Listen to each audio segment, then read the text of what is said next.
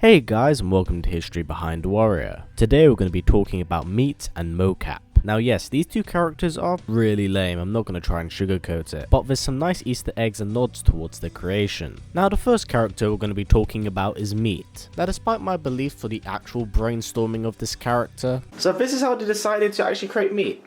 You need one pan, or wok, whatever, fucking works either way, and the next part's very important.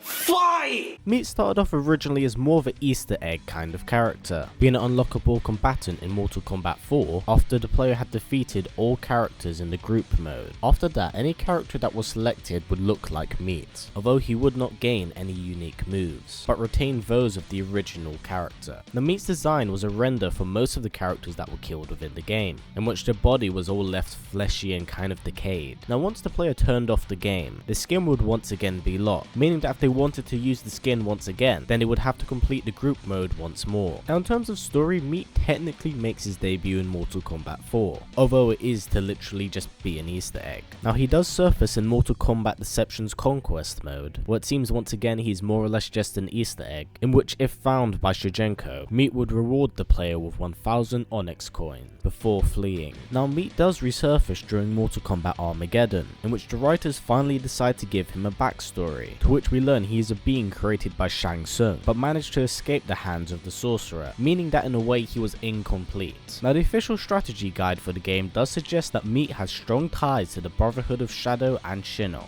but his relationship with the group is not made clear within the game, so we can only really kind of speculate with what's going on in that area. Now much like everyone else that participates in the Battle of Armageddon, Meat is in fact killed, but he has in fact made a few cameos within the new timeline, where in Mortal Kombat 9 he's seen as a background character laid out on a table, and very briefly in Mortal Kombat X as part of a combat card. Now let's talk about Mokap. Now despite him being the obvious, Mokap was created as a tribute to Carlos Pesina, the actor who in fact played Raiden for Mortal Kombat 1, 2 and Trilogy. Now in terms of story, he makes his canon debut in Mortal Kombat Deadly Alliance, where we learn that he's a former martial arts teacher and is doing motion capture for Johnny Cage as he's working on his new film Mortal Kombat Deadly Alliance, and out of nowhere he's seemingly dragged into the Mortal Kombat tournament, but his participation in the tournament seems to do nothing for the story. Now apparently it's believed that he managed to escape the hands of the Deadly Alliance, in which we then learn that he'd somehow learned the abilities of telekinesis, although the sources of these powers are never in fact revealed. Now the reason why his story is so lackluster in Deadly Alliance is because he's in fact a secret character, only being able to acquire the character if you were to press X and down at the same time on Cyrax. He then next appears in the Conquest mode for Mortal Kombat Deception, where he can be found in the Chaos and Order realm. Apparently if you find him in the Chaos realm and you punch him, he will say, "Oh my balls!" Haha, you got right, as the young kids would say.